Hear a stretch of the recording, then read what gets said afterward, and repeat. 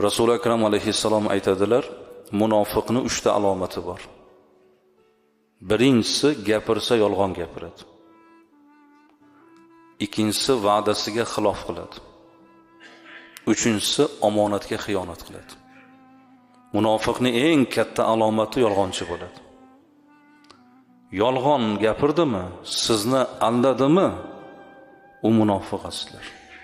Ibodati bor, lekin yolg'onchi. Munofiq. Hamma gunohlarni boshida yolg'on turadi. Poraxo'r. Qanday qilib pora oladi? Yolg'on bilan. G'iybatchi odam eng katta gunoh. Albatta yolg'on ishlatadi.